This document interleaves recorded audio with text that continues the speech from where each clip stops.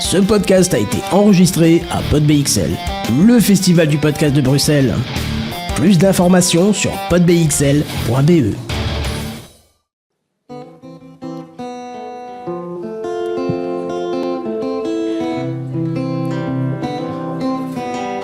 Hello, and welcome to There's a Book for That, a podcast in which I, a bookworm, talk about books that I've read and apply the lessons from these books to various social, economic, and political issues in our world.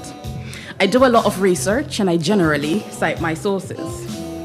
Let me start by thanking the wonderful team at PodBXL and That Geek for putting this together and allowing me to present in English. I really appreciate that because my French is not at the level yet where I can be speaking in French for an hour.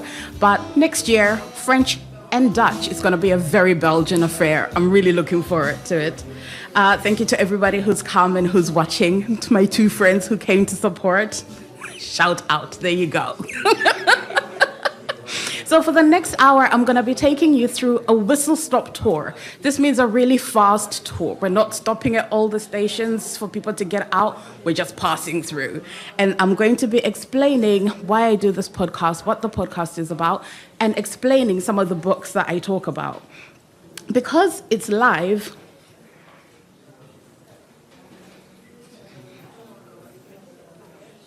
I've tried to make it interactive. So you can scan the QR code if you'd like to participate, and then you'll be able to respond to some of the questions that we'll be doing throughout the presentation.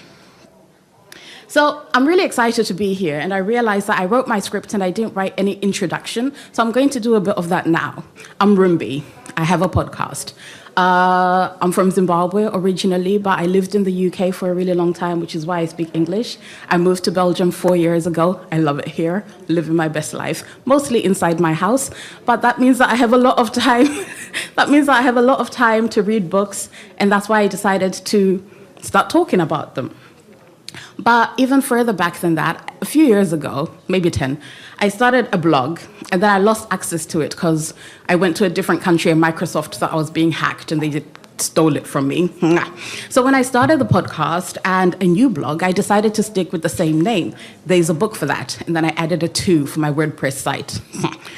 But you can still read the blog, but because I can't make any additions, I stole from myself, I plagiarized myself, because the first blog post that I ever wrote was really a good explanation of why I do what I do. It's an apologia for this life that I'm living. And basically, I love to read. And sometimes when I find myself in new or unusual situations, I think back to one of the books that I've read for help. I use it as a reference point. I'm like, oh, what would Jane Eyre do? I find parallels between things that I read years ago and events happening in the present. And I'm often castigated for my use of references that no one understands or for going off on a tangent, mostly about Lord of the Rings. But I think what people don't understand is that in my head, everything is connected. Everything is coming together and linking. I see something and I think, I bet there's a book or a movie or a song about that thing. And so for the purpose of this podcast, I'm focusing on books and writing about the wonderful books that they are and talking about them so that maybe you at home, wherever you are, will think, oh, that sounds like an interesting book. I want to read that. Basically, the purpose of my blog is to get people to sign up for a library card. That's really what I'm trying to achieve here. Support your libraries. Use them or lose them. So today, we're starting with this whistle-stop tour. And because I believe that there's a book for every situation, because books, most of them, are written by humans. This is a really weird thing to say now in the age of AI, but I was really just going to say that, staplers don't write books, and even if they did, human beings would write better books. But now we're being told that AI can also write books, but we know that AI is just a big plagiarist. So really, all the best books are written by human beings. And because human beings write books, they write about their lives, they write about the things that matter to them. And so it means that for every situation, there is a book. And that's why we have this title.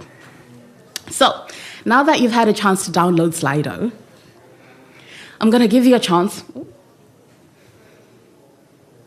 to contribute to our inventory. So in the Slido, please share a recommendation for a book, preferably fiction, that deals with a social or political or economic issue in an interesting manner.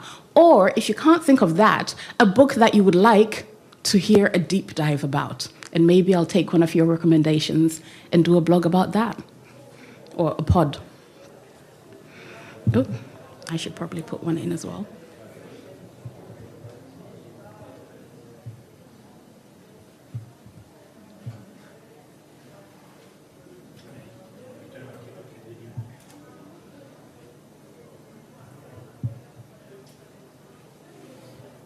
Okay.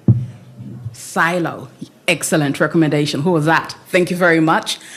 I have to say, though, I got through the first one and I was very stressed, so I have taken a break. But as soon as I get through all three, 100%.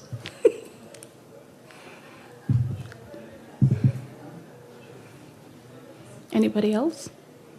No. You didn't manage to scan the code. Okay. Shall I? Oh, no. Here.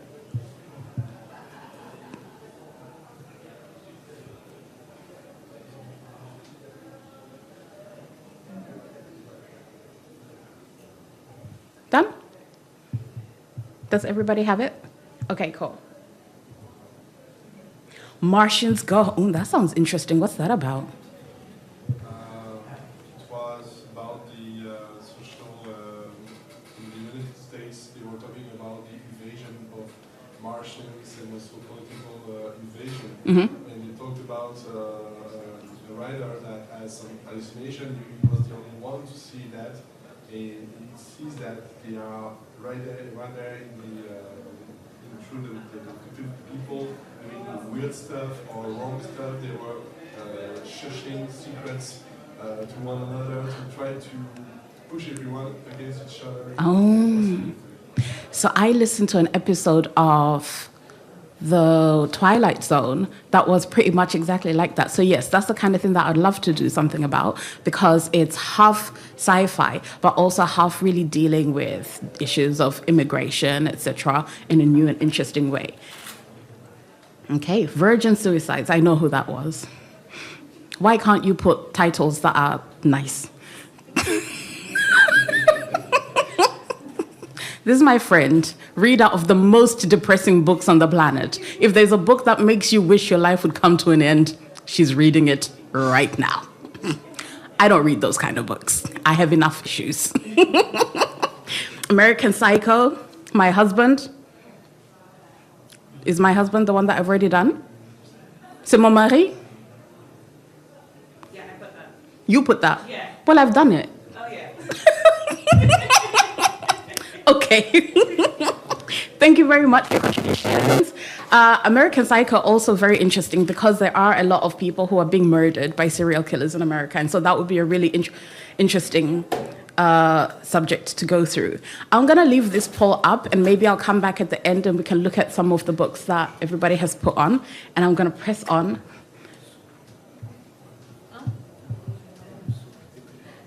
Okay, cool. All right. So the first question that I'm going to deal with as part of this podcast is, why fiction? Why do I focus on fiction, and why in the format that I do?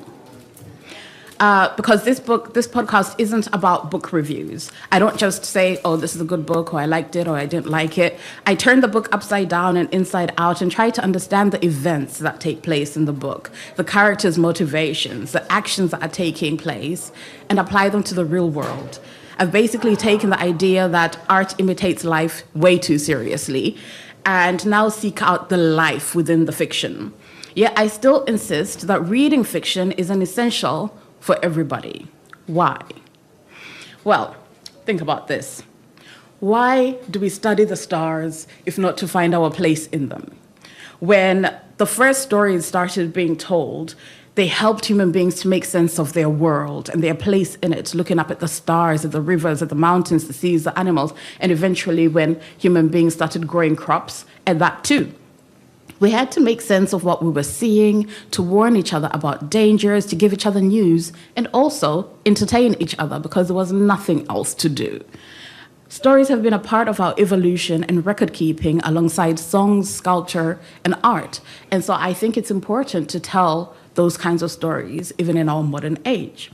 So I decided to marry these stories with nonfiction and see where things were coming together. What could I say about fiction by using nonfiction sources? Because sometimes when you're reading a work of fiction, you don't know where the real story starts and where it ends. And the first time that I realized this was when I was reading Chimamanda Ngozi Adichie's Half of a Yellow Sun. This is a story about a family in Biafra. Does anyone know about Biafra? Yeah? Okay. One person knows about Biafra. Because you read this book? Yeah. So I read this book, and like most of you, I didn't know anything about this. And so it got me thinking that how much of what I read was real, because this was a real story. This was a real civil war. This was a real place that could have been on a map today if things had gone a bit differently. So I closed the book and I went online seeking answers. Luckily, I was living by that time at a time when I could go online. I also spoke to Igbo people around me so that I could ask them questions. What does this mean? Did this actually happen? And they were telling me that, yes, this was a really bad civil war. Some of us lost family. It was really brutal. A lot of people died. And so I started thinking about how I could educate myself more through fiction. I read a fiction book and look into the reality of it. And so that's essentially where we are with this podcast. So I often tell people that fiction provides us with an indicative reading list. It's not exhaustive. This is not where you should stop. When you read fiction, you should think, oh, that's really interesting. Let me go find out more. And so that's what my podcast is, so that you don't have to do it. I do 50 hours of research per episode so that you can just listen for 45 minutes and know things. It's a lot of work. I feel so sorry for myself. So reading nonfiction can give you a really good picture, a really good idea of the facts. But I believe very much that fiction opens up new worlds for you to discover and investigate. Also, I always take the assumption that when you read nonfiction, you have to be looking for it. You have to know exactly what you're looking for. Whereas when you pick up this book based on the cover, team judge a book by its cover 100%, you don't know what you're getting in there. You don't know who you're going to meet. And so your world is expanded naturally just because you took a chance, right? Whereas with nonfiction, if you want to know about 13th century mythology, you have to be looking for a book on that. Whereas if you pick up any fantasy book, you're going to learn what the blacksmiths were doing in the 13th century. Yeah? I feel like I know. I could be a blacksmith tomorrow because I've read Game of Thrones. So this is what this podcast is about. It's to go further with reading, to know about books. Basically, I read a book and I thought, you know what would go well with this book? More books, some journal articles, a newspaper archive. You don't need to do this. I've done all the hard work, so you don't have to. So, a second thing I think about reading fiction is that it has really interesting rules. And it's important to understand the rules and hold on to the rules, because in fiction, you have to build a world. Everything has to be quite coherent. Otherwise, people start to say, well, that doesn't make any sense. You were talking before about series. It's the same thing. When you make a TV series, if the people live in a house in 1987, they can't be whipping out their mobile phones. It just won't make any sense. And so I think that fiction can be a way of us helping ourselves to understand the world better and in a more informed way. If perhaps our policymakers were reading fiction, our laws would be more up to date because they would understand the things as they are happening. Whereas what happens generally is that a new technology comes up and then they're like 20 years later, oh, should we let people have that? And then they're trying to legislate backwards. It doesn't work. So I started talking about technology, which means I'm going to start talking about sci-fi. So it is here, with this scary book, that we're going to begin. I Have No Mouth and I Must Scream is more of a short story, but in my mind, this is the worst case scenario for AI. This is the scariest thing that I've read, because I read this and I thought to myself, kill me now. An important part of the story is that that doesn't happen. You can't die. And so imagine being caught in a nightmare and being immortal. this book. So reading this, I didn't just want to scare myself. I wanted to know more. Can AI really do all the things that it's going to do? Is the internet Skynet the way that we've been told from all these Terminator movies? And I'm really happy to say that overall, we're not there yet. But there are definitely things that are happening that we should be looking out for and thinking about because they're leading us in that direction. And so by reading fiction, you start to imagine things that could happen, and then maybe you take that next step to look into it and say, oh, let me just read one newspaper article and find out where are we in the grand scheme of things. Are we between where I think we are in the world and where this last case scenario is? Where are we? Okay. Then the next one is, The next one is by Philip K. Dick, one of the best science fiction writers. You'll know his work if you've watched Blade Runner or The Man in the High Castle or what became Minority Report with Tom Cruise. So this is the book that Minority Report was based on. And I think fiction is also important because it allows us to ask questions of ourselves. Get ready to do another Slido. And follow those questions through to their logical conclusions, which is an essential skill. In Minority Report, for those of you who haven't watched the movie, we are faced with the question of free will. Are we in control of what we do until the moment we do it? Or is there a point after we think about doing it when we're locked into the action and we no longer have a choice? In this book, there's a police force that the moment that you think about doing something that they think is a crime, it's over for you.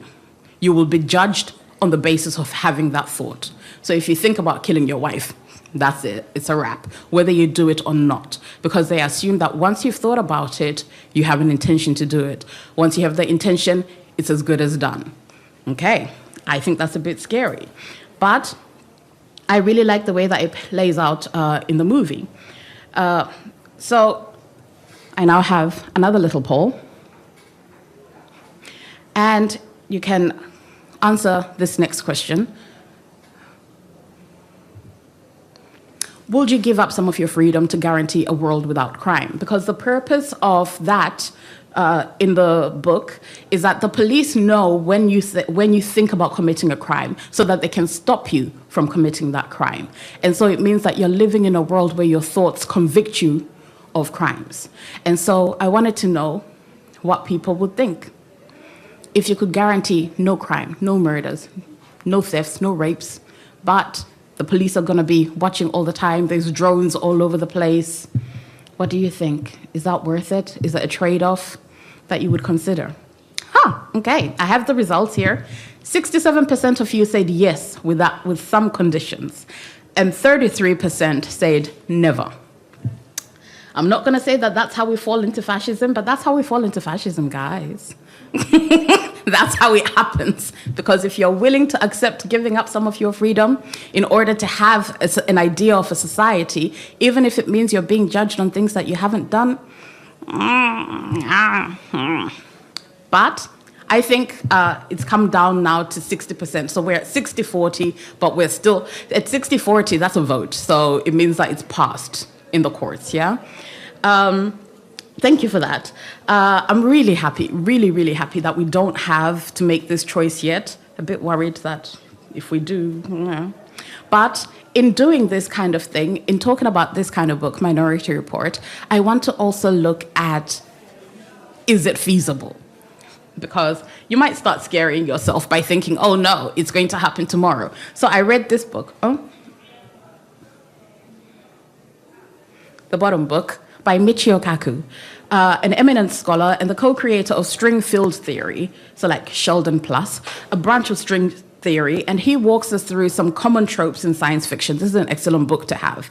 And he gives us the answers about what is possible and what is not. So if you want to talk about invisibility, if you want to talk about those cloaking mechanisms and things like precognition, where people can read your thoughts and then be able to judge you on them, he talks about all these things. And so I'm happy to say, he says it's not possible because it would be breaking the laws of physics, all of them. So we're not going to be there for a while. So we're still safe. But in a world in which we already have CCTV everywhere, in which your shopping online can be tracked, in which there's a world of cookies, it's also still really very much possible, I think, for you to be judged on the basis of your search history, what you've been looking into. So we might not be as safe as we think. And I think that's very interesting. Look out for this one when it comes. I think this is going to be one of the scarier episodes that I do, because I think the world is not where we want it to be. Okay. So I often say that when I'm reading science fiction, I'm reading the prophets to see what's coming. But I wasn't prepared for how prophetic this book could be. In this book, a young woman goes back in time to learn more about medieval life in the UK, but due to a programming error, she ends up, I think, a little earlier than where she was supposed to be, and so she's in the middle of the bubonic plague in a small English village. Big oops. Back in the future, because they did a dig and they brought up contaminated bones from the same era, people also start getting sick with a mystery flu. And I found this really interesting because I read this book in 2021, and as I was reading it, I was like, no way, because these are some of the things that were happening. There was tracing of contacts to find out who else might be infected. There were low supplies of toilet paper. There was the refusal to quarantine, scapegoating, and other things. I was like, oh, so human beings are consistent. And in a way, I found that really devastating. I was like, oh, so we don't have a chance. We've been like this the whole time. But also, okay, we're the same people. It's okay.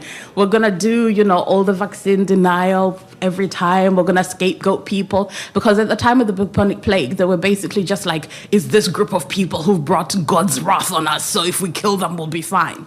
That kind of thing happens all the time. And so when I was reading this book and, in preparing for this episode, I'll also be looking at responses to pandemics before the Spanish flu, the bubonic plague, and also government responses, because it turns out that every single time the government is like, if this is going to stop us from making money, let's not tell people it's happening until enough people die. And I find that consistency also very interesting. So I read this book, which is a work of fiction. I make myself 3 days worth of work reading journal articles to find out more. What a life. So we were supposed to have a video, but the video doesn't play. So imagine that here in this video, you can see a house being constructed from scratch. So you start here with the foundations, and then you go up, you build the roof, you put in the windows, etc., etc. And this was to say that one of the reasons that I believe is essential to read fiction, as I said before, is because it really sharpens your critical thinking skills.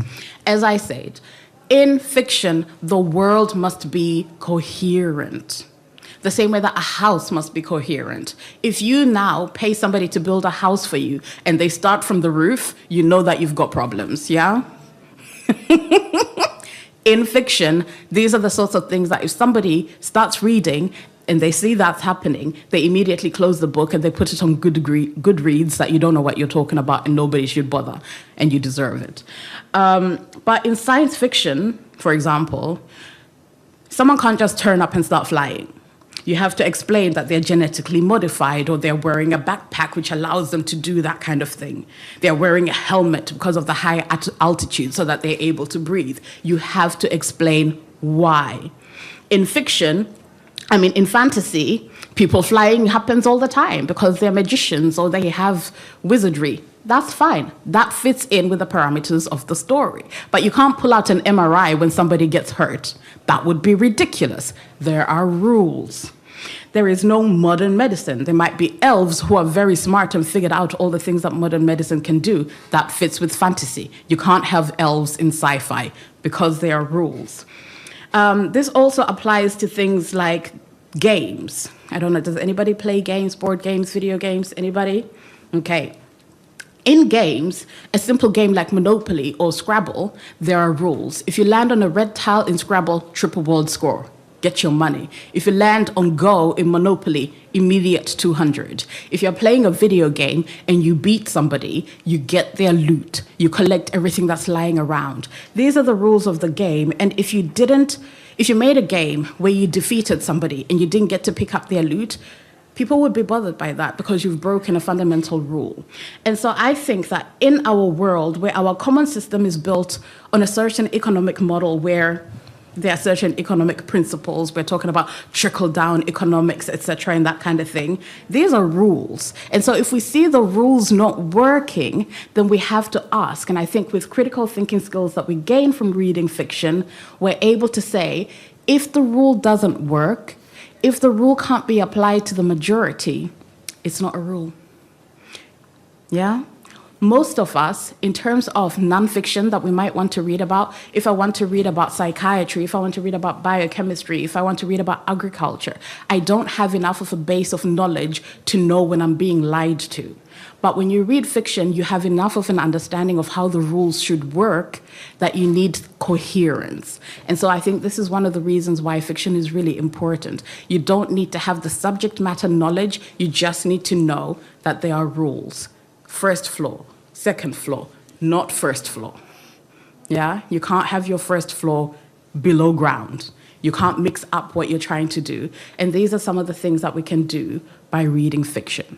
Expand our minds, become more critical in what we're reading. That way, when you do read something, nonfiction, something very specialist, you're like, okay, is this obeying the rules that are set by itself? Cool. All right. So then I read this book. These two books. I think this was one of my very first episodes. So if you scan the QR code, this one is up already and you can listen to it. I spoke about Enron. Does anybody know about Enron? No?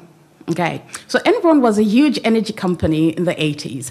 Amazing. If you've seen Wolf of Wall Street, these guys were doing the same thing, but in energy. They were flying everywhere. They were expensing strippers.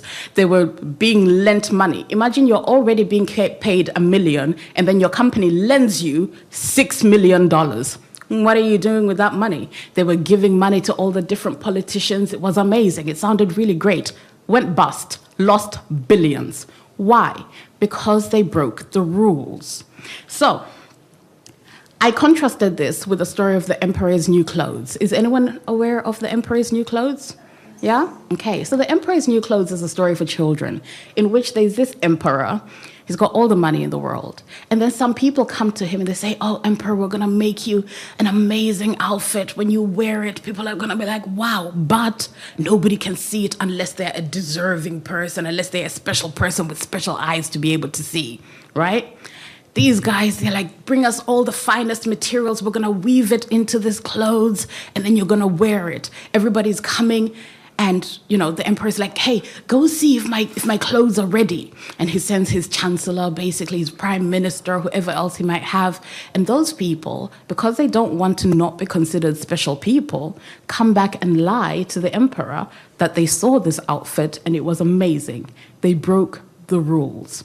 At the end, the emperor himself doesn't want to say that he's not a special person who can't see these magic clothes. So he goes out naked. And until a small child says, that guy's naked, everybody pretends that they can also see these magic clothes. And so I spoke about the Emperor's New Clothes in the context of Enron because Enron was being audited by one of the biggest account firms in the world at the time. That account firm went bust because they were breaking the rules. They were pretending to see magic clothes that didn't exist. Government auditors, same thing. People who were working for the media. For example, Forbes gave Enron 6 awards for Best Company of the Year or Best CEO of the Year, 6 years in a row, right up to the 2 months before it went bust. These are people who are paid to know better. When it came down to it, they were like, I know the rules are being broken, but maybe it's because I'm stupid.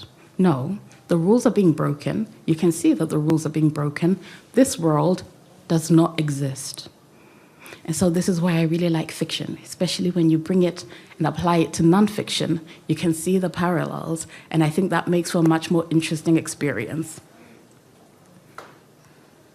Is everybody still okay? Because I've got music break scheduled now.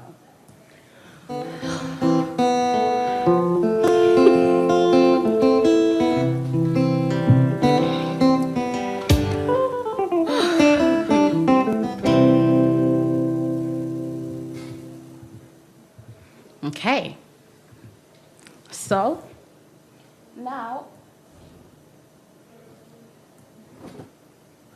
this is the latest episode. It went live this morning on my website.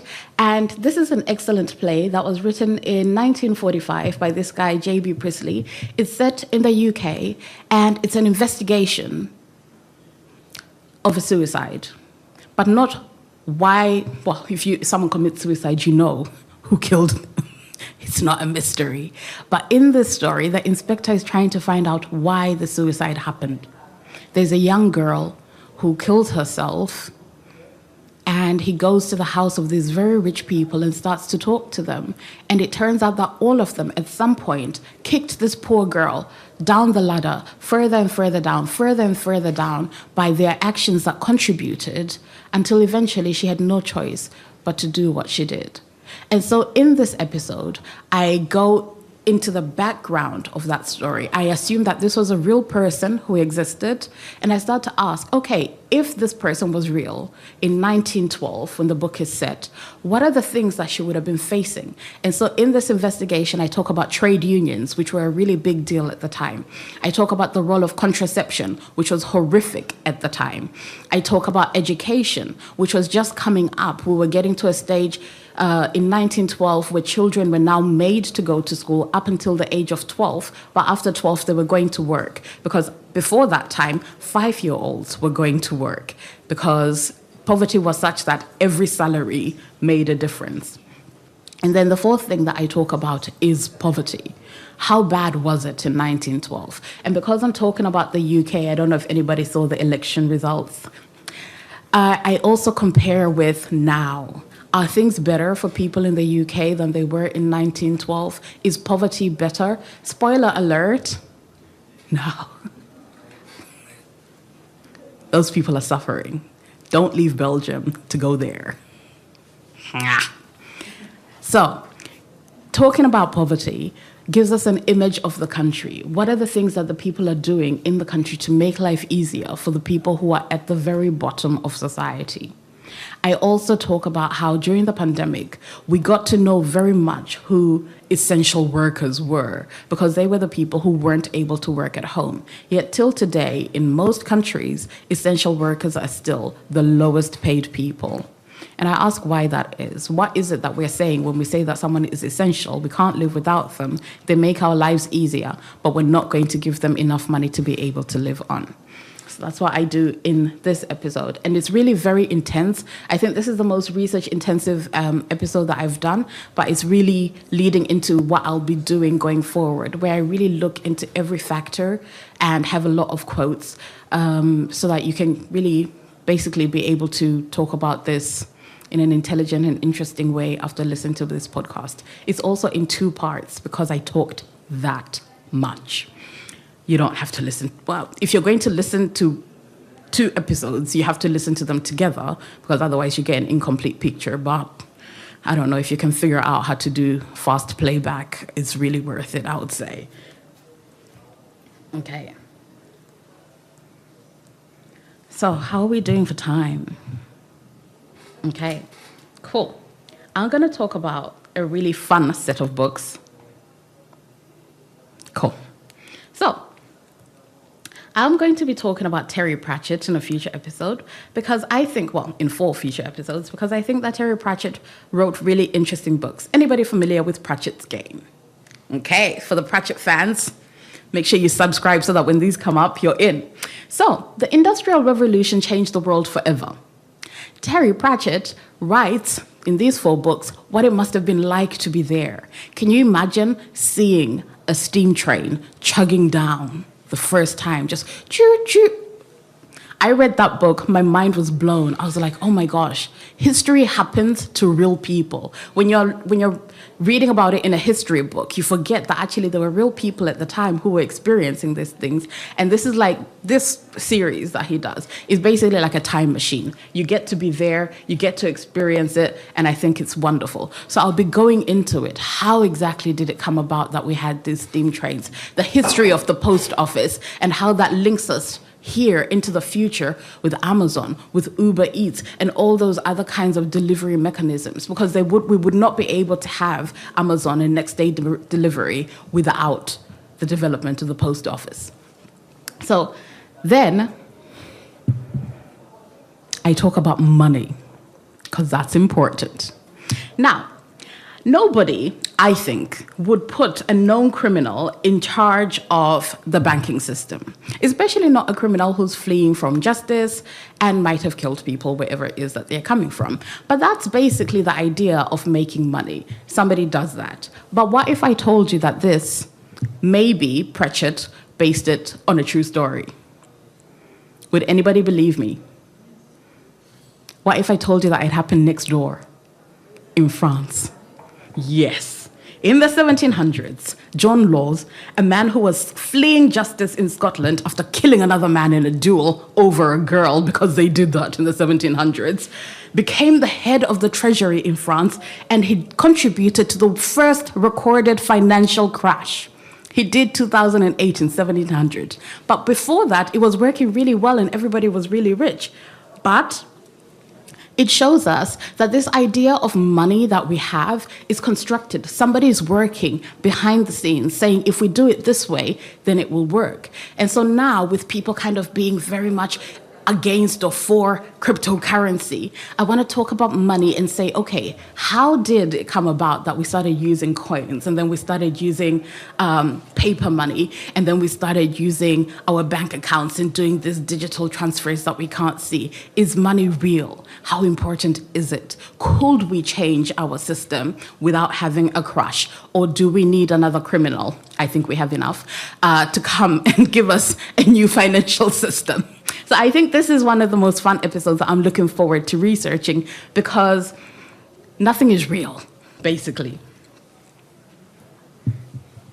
Anybody into magic? Okay. Well, this book is about magic.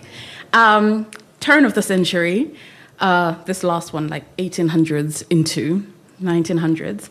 But it turns out that that was the time of peak innovation. Has anybody heard about the world fairs?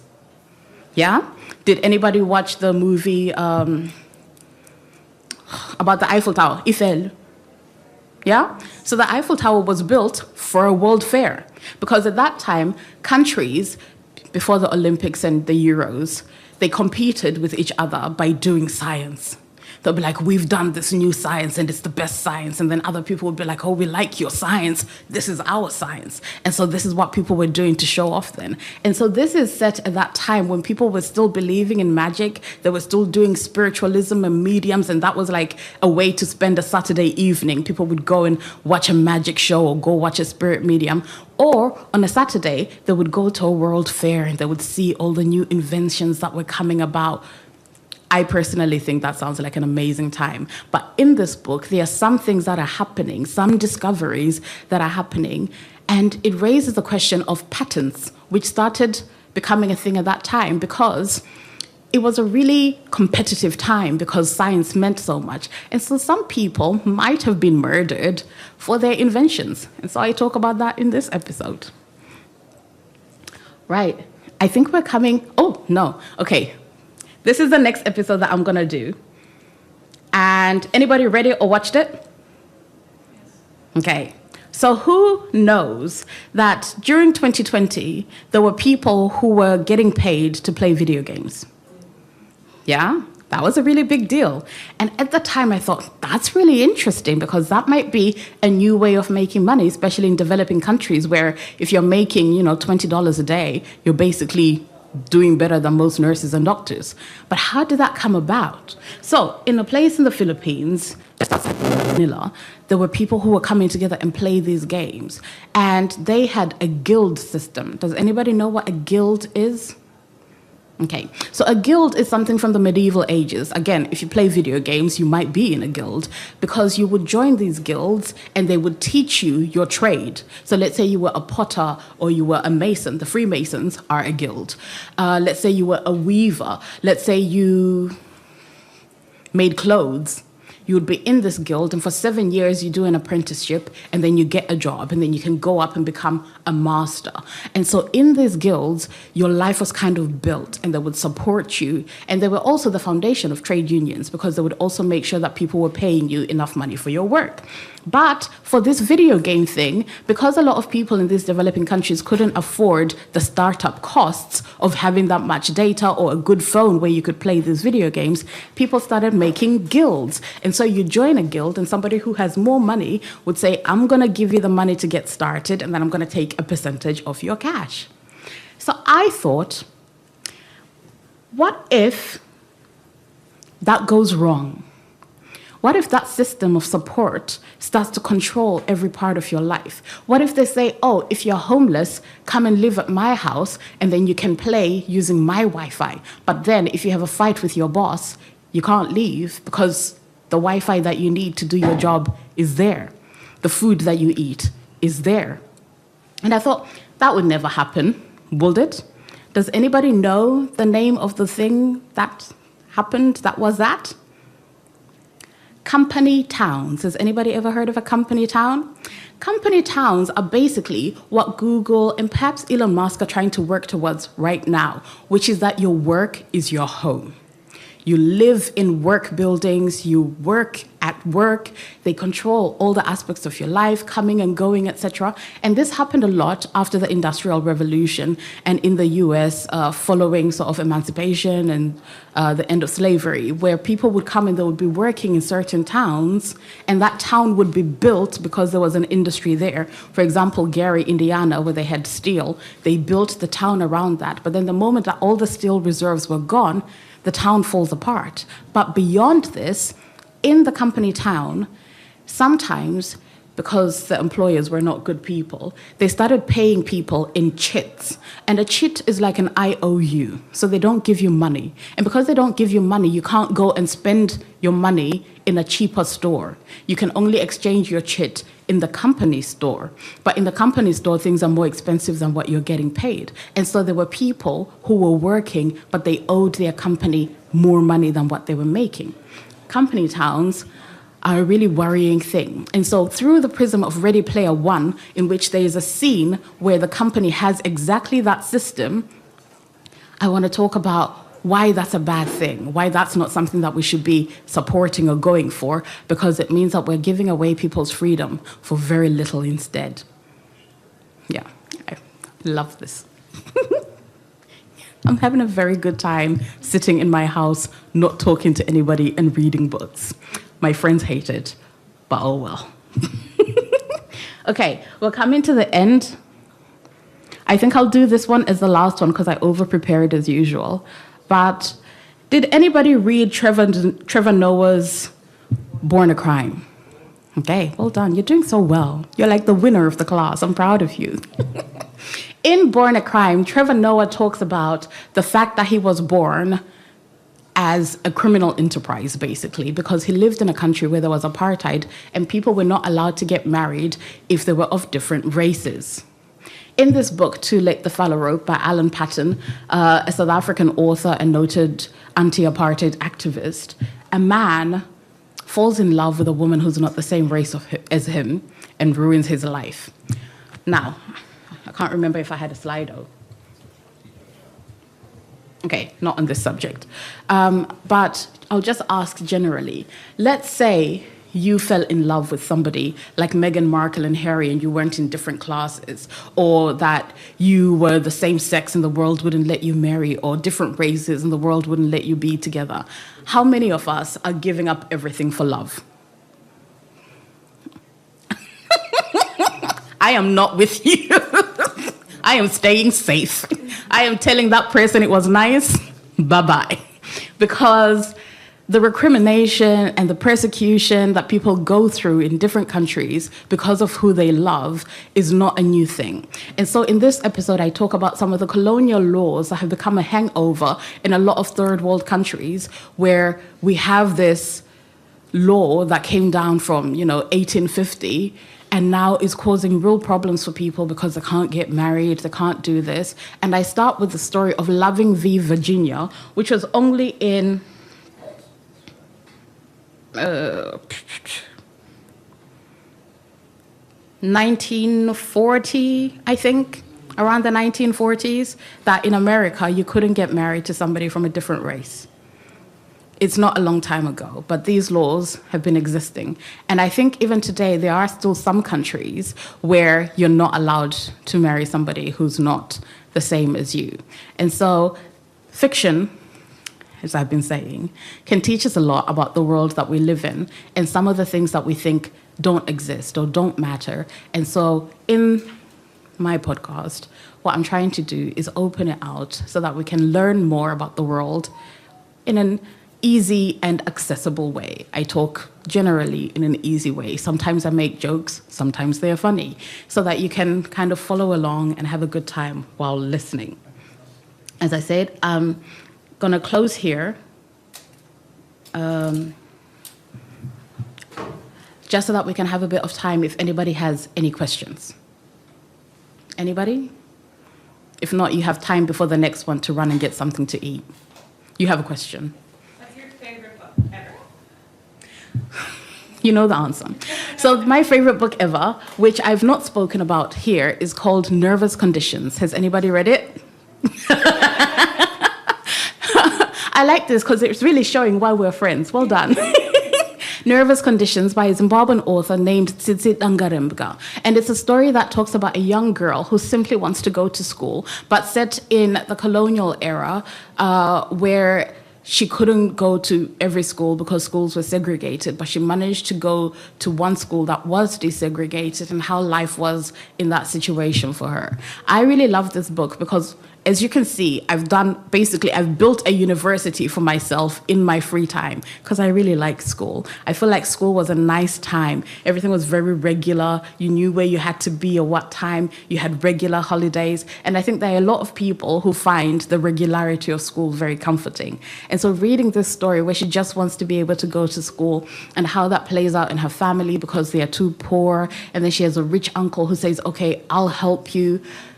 How that plays out in her family with her parents who, feel offended because this guy is coming and taking over. But her thinking, I don't care if you're offended, I get to go to school. There are a lot of dynamics that play out. And so it's a really beautiful book if you find it. Any other, yes? Your podcast is just talking about books, Yes. fiction books that have political, economic, social things. So there are no books that, we're just reading for pleasure, that I don't have to think. It's just a bedside book and I'm not going to educate myself on. I don't want to lie to you. I'm not that podcast.